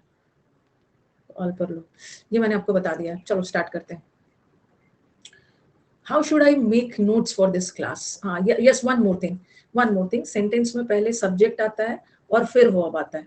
ठीक है, कर्ता और क्रिया। कभी कभी ना वर्ब से पहले भी सब्जेक्ट आ जाता है, इसको हम लोग डिटेल में डिस्कस करेंगे। ओके, कभी कभी वर्ब से पहले सॉरी, कभी कभी सब्जेक्ट से पहले वर्ब आ जाता है, कर्ता से पहले क्रिया आ जाता है। कैसा सेंटेंस में? जनरली इंटरोगेटिव में, प्रश्नवाचक सेंटेंस में।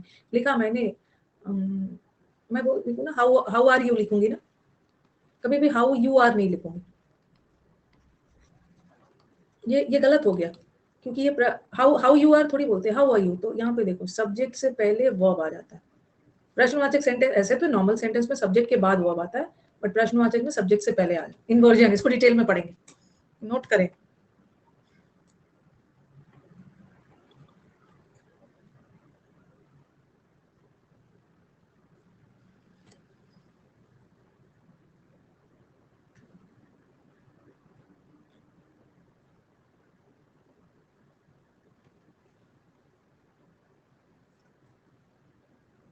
हाँ हाँ, नोट कर लेना।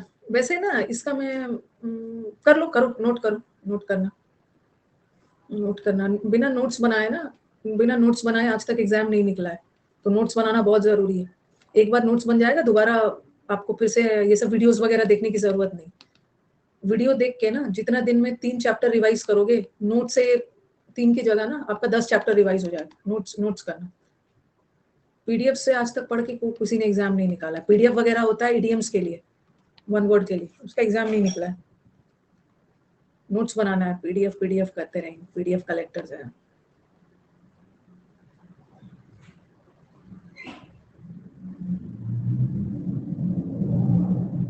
सही है, नोट्स भी बना के देख लिए, कॉपी रखी ही रह गई। ऐसे तो विचित्र विचित्र प्राणी मिलेंगे। बुक भी खरीद के देख लिया, बुक रखी रह गई। अब जिसको नहीं पढ़ना है उसका तो सब चीज रखा ही रह जाएगा। इंस्टा अकाउंट खोल के भी देख लिया, दिन रात उसी में रह गए, बुक कहीं पीछे छूट गया। फेसबुक आईडी ये सब बना के भी देख लिया, भर भर के इसी में टिके रह रहे हैं, सब पीछे छूट गया। चलो आ जाओ, नाउन। पहले नाउन से शुरू करते हैं, पहला टॉपिक नाउन। अभी मैं नाउन चैप्टर नहीं पढ़ाऊंगी, नाउन चैप्टर नहीं पढ़ाऊंगी, बस नाउन प्रोनाउन ये जो 8 पार्ट ऑफ स्पीच बताया ना, उसको बस पहचानने का तरीका बताऊं, ठीक है? बाकी तो हम डिटेल में पढ़ेंगे, बाकी डिटेल में पढ़ने वाले। नाउन, नाउन क्या होता है क्या नहीं वो सब हम बाद में पढ़ेंगे। नाउन पहचानने का तरीका आज हम सीखेंगे। बाद में नाउन से कैसा एरर आता है, प्रोनाउन से कैसा एरर आता है, ये सब हम पढ़ेंगे। ये जो नाउन और प्रोनाउन है ना, दोनों भाई भाई है। क्यों? क्योंकि नाउन के बदले ही तो प्रोनाउन आता है, दोनों एक साथ नहीं आएगा। ओके, जहां पे नाउन रहेगा वहां प्रोनाउन नहीं, जहां पे प्रोनाउन रहेगा वहां पे नाउन नहीं, क्योंकि नाउन के बदले प्रोनाउन आता है। नाउन बार बार रिपीट ना हो, उसकी जगह पे हम प्रोनाउंस डाल देते हैं। डिटेल में नाउन प्रोनाउन पढ़ेंगे। सबसे पहले तो हम सीखेंगे ना नाउन पहचानने का तरीका। नाउन पहचानने का तरीका बहुत सारा है। नाउन पहचानने का तरीका, एक तो वाक्य में ना नाउन सब्जेक्ट भी बन सकता है। वाक्य का नाउन और प्रोनाउन दोनों को पहचानने का तरीका बता रही हूँ, क्योंकि जो काम करता है नाउन वही काम प्रोनाउन भी तो करता है, तो दोनों को पहचानने का तरीका भी तो वही होता है। नाउन और प्रोनाउन एक साथ पहचानने का तरीका, या तो नाउन या प्रोनाउन वाक्य में सब्जेक्ट हो सकता है या ऑब्जेक्ट हो सकता है, या तो नाउन या प्रोनाउन आइडेंटिफिकेशन कर रहे हैं, वाक्य में सब्जेक्ट कॉम्प्लीमेंट भी हो सकता है या ऑब्जेक्ट कॉम्प्लीमेंट भी हो सकता है, ऑब्जेक्ट कॉम्प्लीमेंट भी हो सकता है। जब भी वाक्य में व्हाट का जवाब आए, लेकिन आपके पास ना इतना टाइम नहीं होता है, सेंटेंस में बैठ के पूछेंगे व्हाट, हु और हुम का रिप्लाई आए तो वो नाउन है। नाउन पहचानने का तरह तरह का तरीका हो सकता है। और प्रेपोजिशन के बाद, प्रेपोजिशन के बाद भी नाउन प्रोनाउन आता है। क्यों? क्योंकि प्रेपोजिशन के बाद ऑब्जेक्ट आता है, प्रेपोजिशन के बाद ऑब्जेक्ट आता है ना, और ऑब्जेक्ट भी तो नाउन या प्रोनाउन ही होता है। नाउन प्रोनाउन का तरीका, पहचानने का तरीका है। आर्टिकल से भी पहचान सकते हैं, आर्टिकल के बाद भी एक नाउन प्रोनाउन ही आता है, ठीक है? आर्टिकल के बाद भी नाउन प्रोनाउन आता है। नाउन प्रोनाउन का पहचानने का एक और तरीका है, एडजेक्टिव भी तो नाउन या प्रोनाउन की ही विशेषता बताता है। इससे ज्यादा कितना तरीका सीखोगे आप? ओके, इतना नाउन पहचानने का तरीका ना, नाउन वाक्य में सब्जेक्ट, नाउन या प्रोनाउन वाक्य में सब्जेक्ट भी बन सकता है। मैं सबका एग्जांपल दूंगी। ऑब्जेक्ट भी बन सकता है, नाउन प्रोनाउन सब्जेक्ट कॉम्प्लीमेंट और ऑब्जेक्ट कॉम्प्लीमेंट भी बन सकता है। व्हाट, हु या हुम का जवाब आए वो भी नाउन प्रोनाउन होता है। प्रेपोजिशन के बाद भी नाउन प्रोनाउन आता है, आर्टिकल के बाद भी नाउन प्रोनाउन आता है, और एडजेक्टिव भी तो नाउन और प्रोनाउन की विशेषता बताता है। ओके, ये सबको ना ऐसे बना बना के लिखना, कि ऐसा नोट्स ऐसा बनाना है ना, नोट्स को इतना भारी भरकम नहीं बनाना, ऐसा नोट्स बनाना है ना कि बस देखते साथ, जैसे आप मैथ्स और प्रैक्टिकल साइंस करते हैं ना, देखते साथ आपको तुरंत समझ में आने लगे। एग्जांपल दे रही हूँ। और ना ये सब बड़ा मुश्किल है, ये जो आप लोग रट लेते हैं ना, ये बहुत छलावा है। ओके, जो भी वर्ड ना ने से एंड हो, जो भी वर्ड फूड से एंड हो, जो भी वर्ड ITY से एंड हो, जो भी वर्ड ENC से एंड हो, जो भी वर्ड MENT से एंड हो, ANC से एंड हो, जो भी वर्ड SIN से हो, ये सब बहुत धोखा देने वाला है, इसको नहीं करना। ये बहुत धोखा दे देता है, बहुत धोखा दे देता है। और ऐसा आ जाता है कि जो भी वर्ड ना IVE से एंड हो वो एडजेक्टिव होता है। अरे ऐसा नहीं है, ऐसा नहीं है। IVE वाले वर्ड ना नाउन भी हो जाते हैं, तो यही सब तो धोखा दे देता है। इतना ज्यादा कौन रट पाएगा? फूड, नेस, इटी से एंड हो, इतना ज्यादा रट भी नहीं पाएगा। जैसे मैंने लिखा आई हैव 2 अल्टरनेटिव्स, मेरे पास ना 2 विकल्प बचे हुए हैं, सब पेपर में मिक्स हो जाता है। मेरे पास 2 अल्टरनेटिव बचे हैं, उसी तरह ऐसी तरह से नहीं रटना है। तो ऑल्टर यहाँ पे 2 एडजेक्टिव है और ऑल्टरनेटिव्स नाउन है, नाउन है, नाउन है। 70% सही भी हो जाता है। मेरे पास 2 विकल्प है, कितने विकल्प है? 2 विकल्प है, तो ये नाउन हो गया।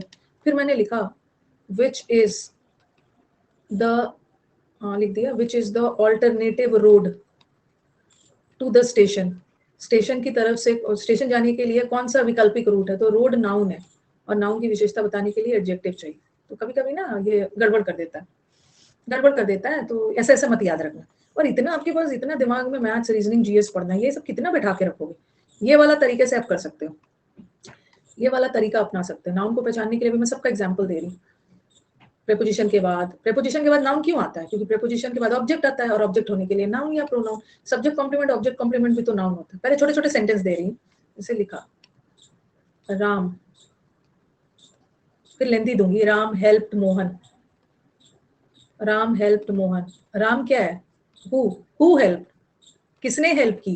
किसने? राम ने। किसकी? मोहन की, मोहन की।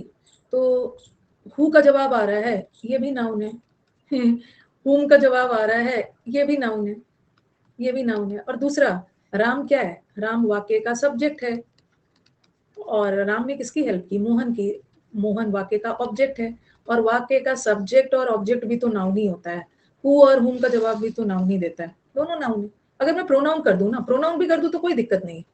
ही हेल्प्ड हर, ही क्या है? कौन? किसने? ही ने। किसकी? हर की, हुम की।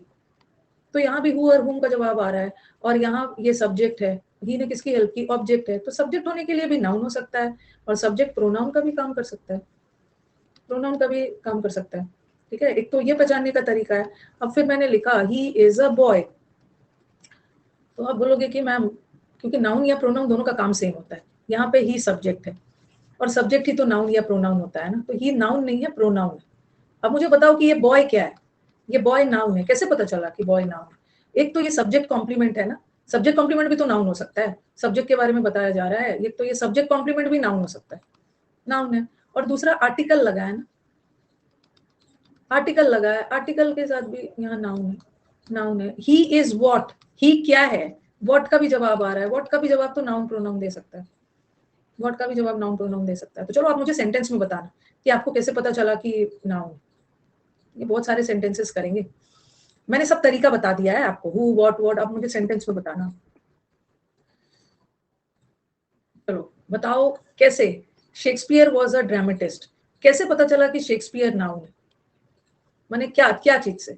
एक तो कौन, कौन ड्रामेटिस्ट था? शेक्सपियर। हु। दूसरा शेक्सपियर ये वर्ब है और ये वर्ब किसके लिए बोला गया? शेक्सपियर के लिए। सेंटेंस का सब्जेक्ट है, सब्जेक्ट भी तो नाउन ही होता है, पता चल गया। Shakespeare was a dramatist. कैसे पता चला कि ये ड्रामेटिस्ट भी नाउन है? क्या चीज से? बहुत पीटूंगी, जो ड्रामेटिस्ट को ऑब्जेक्ट बोलेगा ना उसको बहुत पीटूंगी। शेक्सपियर ने कोई काम किया और ड्रामेटिस्ट पे पड़ा, ये ऑब्जेक्ट है, ये ऑब्जेक्ट है, सब्जेक्ट कॉम्प्लीमेंट है। शेक्सपियर ही तो वो ड्रामेटिस्ट है, तो ये ऑब्जेक्ट गलती से भी नहीं बोलना, ये सब्जेक्ट कॉम्प्लीमेंट है, सब्जेक्ट कॉम्प्लीमेंट भी नाउन है। और आर्टिकल लगा है, नाउन है। और शेक्सपियर इज व्हाट, व्हाट का जवाब आ रहा है नाउन। ये ज्यादा ना मेंट वेंट वाला में मत जाना। दूसरा हैरी ब्रोक द विंडो। एक तो द लगा है, आर्टिकल लगा है, नाउन है, आर्टिकल। हैरी ने क्या को तोड़ा? व्हाट, व्हाट का जवाब आ रहा है नाउन प्रोनाउन। हैरी वाक्य का सब्जेक्ट है, हैरी एक व्यक्ति है, कोई व्यक्ति भी तो नाउन ही होता है, नाउन ही होता है। Who broke the window, who का जवाब आ रहा है, हैरी ने क्या तोड़ा? व्हाट, विंडो को तोड़ा। ये सब नाउन प्रोनाउन ना पहचानना कोई बहुत मुश्किल काम नहीं है, थोड़ा दिमाग लगा। राम, किसने इनवाइट किया? हु ने इनवाइट किया किसको? फ्रेंड्स को, फ्रेंड्स को। और एक चीज नाउन और होता है, नाउन में एक खास टेंडेंसी होती है। क्या है नाउन की टेंडेंसी? होती है सिंगुलर और प्लूरल बनने का। सिंगुलर और प्लूरल ना, या तो नाउन का सिंगुलर प्लूरल होता है, या तो वर्ब का होता है, या प्रोनाउन का भी होता है। जैसे बॉय, बॉय का हम प्लूरल बना लेंगे ना, बॉयज, बॉय का प्लूरल बॉयज बना लेंगे। ही का भी प्लूरल दे बना लेंगे। टीथ, कभी कभी हम प्लूरल एस लगा के बनाते हैं और कभी कभी बगैर एस का भी बना देते हैं। जैसे टूथ का मतलब एक दांत, टीथ का मतलब बहुत सारा, चाइल्ड का मतलब है एक बच्चा, और चिल्ड्रन में बहुत सारा। तो नाउन का एक टेंडेंसी होता है सिंगुलर प्लूरल बनने का। तो यहाँ देखो प्लूरल बन रहा है ना, प्लूरल भी बन रहा है। राम ने किसको इनवाइट किया? फ्रेंड्स को। तो नाउन पहचानने का बहुत सारा तरीका हो। द जज ordered that the irons, prisoner की बेड़ियों को हटा दो। कैसे पता चला कि जज नाउन है? अंडरस्टूड है, वर्ब लगा है ना, वर्ब तो सब्जेक्ट के लिए लगता है, ठीक है। ये जो वर्ब है, अरे ये जो वर्ब है जज के लिए लगा है ना, जज के साथ आर्टिकल लगा है, नाउन है। किसने ऑर्डर किया? जज ने। हु का जवाब आ रहा है, नाउन है। जज ऑर्डर्ड व्हाट, व्हाट किसको? बेड़ियों को रिमूव करो। अभी एडवर्ब की बात हम नहीं करेंगे, अभी मैं एडजेक्टिव एडवर्ब वर्ब की बात नहीं करूँ, यहाँ मैं सिर्फ नाउन प्रोनाउन की बात कर रही हूँ। क्या को रिमूव करो? व्हाट रिमूव करो। क्या? आयरन। और आर्टिकल लगा है, नाउन है। क्या का जवाब आ रहा है? नाउन है। एस लगा है, सिंगुलर प्लूरल नाउन का बनता है। ऑफ क्या है? ऑफ प्रेपोजिशन है, और प्रेपोजिशन के बाद तो ऑब्जेक्ट आता है ना, और ऑब्जेक्ट होने के लिए भी तो नाउन होना है। और द लगा है, आर्टिकल के बाद भी तो नाउन ही है, नाउन है, नाउन। किसने? हु गांधी जी ने। गांधी जी एक व्यक्ति है, नाउन है।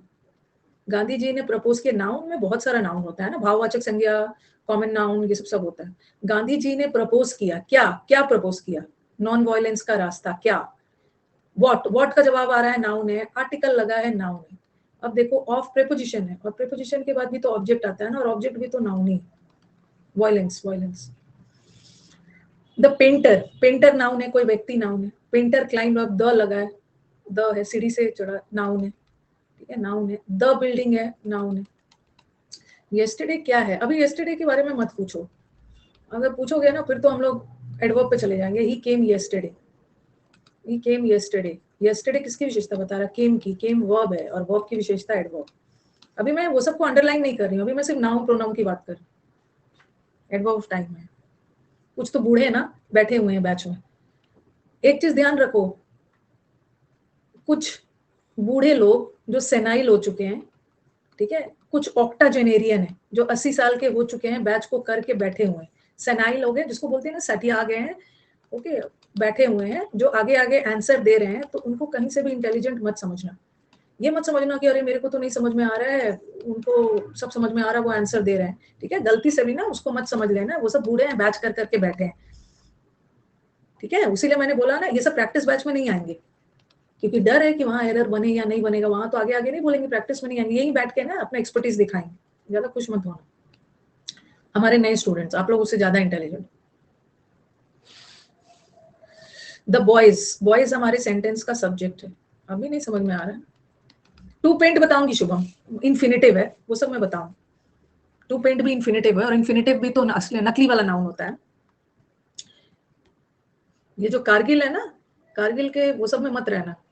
ये अपना नाम बदल के आया है, ये नाम बदल के आया है। व्हाट का आंसर नॉन लिविंग भी दे सकता है। नॉन लिविंग थिंग्स भी तो नाउन होते हैं ना, टेबल चेयर, कोई वस्तु भी तो नाउन होता है। श्याम, तरह तरह के नाम बदल के आता है। इसको मुखर्जी नगर के गटर में डाल देना है, बैठा रहेगा। The boys need what? The boys need what? इसका पहले मैंने कारगिल नाम सोच के ना, मैंने बहुत इसको रिस्पेक्ट दिया था, कारगिल से जवान है, कुछ लड़बड़ रहा होगा, लेकिन ये तो कुछ और निकला है, नकली वाला कारगिल है। कारगिल में डबल एल वाला कारगिल है, ये नकली वाला। The boys need what? Boys को क्या चाहिए? पैसे चाहिए। व्हाट का जवाब आ रहा है, नाउन है। टू बाय चश्मा, टू बाय व्हाट? क्या खरीदना? चश्मा भी तो वस्तु है, वस्तु भी नाउन हो सकता है, नाउन हो सकता है। तो नाउन को पहचानने के लिए ये ना पुराना ये वाला घिसा पिटा वाला मत करो, मेंट TION ऐसा ही, वहां धोखा हो जाता है। मुझे लगा था प्रेस किया था, कारगिल वर्गिल सुन के लगता है ना कोई देशभक्त आ रहा है, ऐसे टाइप से।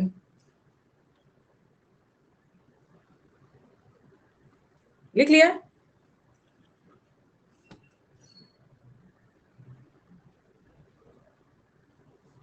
उसको बुरा लग गया होगा। अब वो जाएगा यूट्यूब पे डिसलाइक करने वीडियो का। तो अब तो यूट्यूब पे डिसलाइक भी नहीं होता है,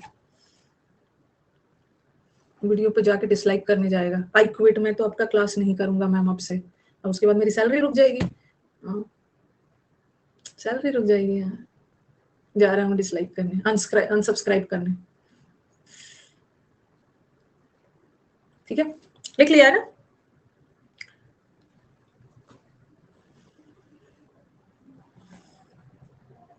नाउन पहचानने का तरीका है।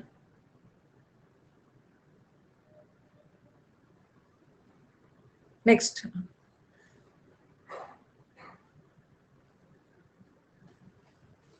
मैम आप यूट्यूब पर भी पढ़ाती है? हाँ हाँ बिल्कुल पढ़ाती हूँ, आप जा सकते हो यूट्यूब पे, English with Rani ma'am channel. जिसने इस चैनल को अभी तक नहीं देखा है ना, उसकी लाइफ इनकम्प्लीट है। अभी तक अपने इस धरती पे जो भी लाइफ लीड किया है ना, बेकार है, बेकार है। English with Rani ma'am channel पे इंग्लिश, और रानी मैम चैनल नहीं जानते हैं, बेकार है, इनकम्प्लीट है। हाँ, इवन तैमूर को भी पता है, तैमूर भी हमारे चैनल को फॉलो करता है। उसके छोटे भाई का क्या नाम है? तैमूर के छोटे भाई का क्या नाम है? छोटा भाई है ना तैमूर का, जहांगीर। हाँ, जहांगीर भी देखता है। तो चलो, ये वाला हो गया नाउन पहचानने का तरीका। नाउन पहचानने का तरीका है, अभी नाउन पहचानने का तरीका यहीं पे थोड़ी खत्म हुआ है। नाउन पहचानने का तरीका और भी है, आर्टिकल भी है, एडजेक्टिव भी है। जो तरीका अपनाना है अपना लो, जो तरीका है। प्रेपोजिशन, नाउन पहचानने का तरीका प्रेपोजिशन भी है। देखो, आर्टिकल है, आर्टिकल के बाद नाउन, प्रेपोजिशन है, आर्टिकल है, उसके बाद noun. Ganga is a sacred river, एक तो अ है। अच्छा हाँ, एक चीज और है, मैंने लिखा थी इज अ बॉय, ठीक है, ही इज अ बॉय, तो ये अ किसके लिए लगा है? बॉय के लिए। ओके, और फिर मैंने लिखा he is a good boy, मैंने उस बॉय की विशेषता बता दी। तो ये मत समझना ना कि ये जो आर्टिकल है गुड के लिए लगा है। अगर ये गुड के लिए लगा होता, तो अगर मैं बॉय हटा देती, अगर ये गुड के लिए लगा होता तो ही इज अ गुड, नहीं, हमें आर्टिकल हटाना होता, क्योंकि हमने नाउन हटाया, आर्टिकल भी हटाना होता। इसका मतलब है कि ये लगा तो बॉय के लिए, एक अच्छा नहीं है, एक अच्छा लड़का है। तो नाउन पहचानने का तरीका एडजेक्टिव भी हो सकता है, प्रेपोजिशन भी हो सकता है, आर्टिकल भी हो सकता है। देखो यहाँ पे ये जो अ लगा है ना, सेक्रेट मतलब पवित्र नदी, सेक्रेट तो एडजेक्टिव है, एडजेक्टिव के बाद भी नाउन है, गंगा भी नाउन है, आर्टिकल लगा है।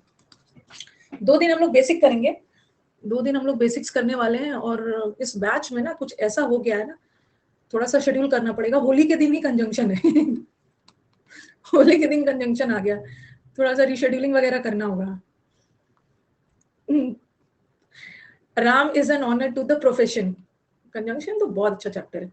Ram is an honour, Ram noun है, आर्टिकल लगा है, ऑनर भी नाउन है, ऑनर भाववाचक संज्ञा है, द है, द के बाद भी नाउन है।